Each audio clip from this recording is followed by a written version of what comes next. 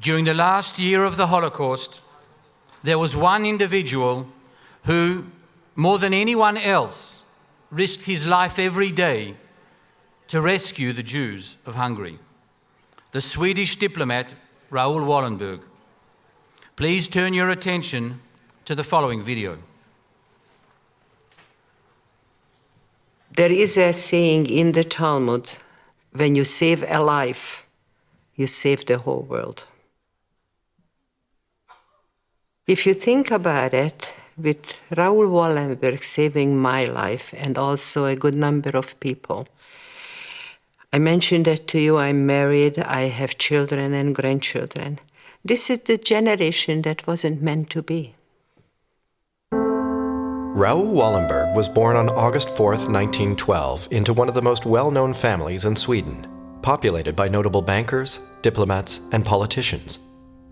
In the mid-1930s, he worked at a Dutch bank in Palestine, where he first met Jewish refugees fleeing Nazi persecution in Germany. He was moved by their unfortunate plight. This was 1936, where he got some exposure there to Jewish refugees already fleeing what was to be the Holocaust. In the spring of 1944, Nazi Germany began its execution of the 800,000 Hungarian Jews still living in the country. Wallenberg, sensing their desperation, lobbied to attain a Swedish diplomatic post in Budapest, which he could use as a platform to assist Hungarian Jews. From this post, he granted Schutzpasses to approximately 20,000 Jews, giving them diplomatic immunity. Schutzpasses were passes that declared you a Swede officially, and they allowed you to move freely within Hungary because you were Swedish. With that paper, we managed to go into one of the safe houses. Wallenberg created safe houses, protected by neutral parties, and established centers to provide needy people with food and medical care. In this way, over 30,000 more were saved. It was an amazing thing because he put Swedish flags up on buildings left and right. He didn't have room in the Swedish embassy anymore for the thousands of people he was saving. And finally, with the end of the war near and the Nazis threatening to murder Budapest's remaining 70,000 Jews, Wallenberg sent a warning to the Nazi leadership.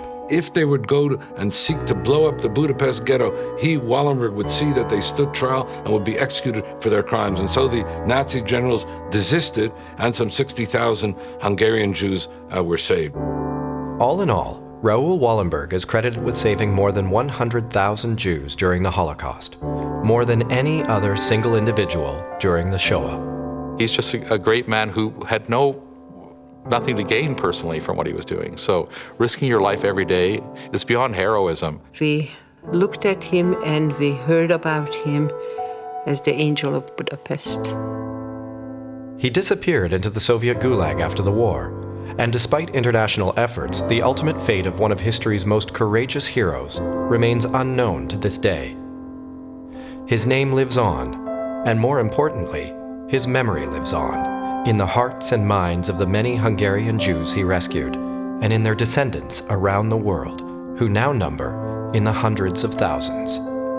I think Wallenberg's legacy in human terms is really somebody who showed that just one person with the compassion to care and the courage to act could not only confront evil, but resist evil, and thereby transform history.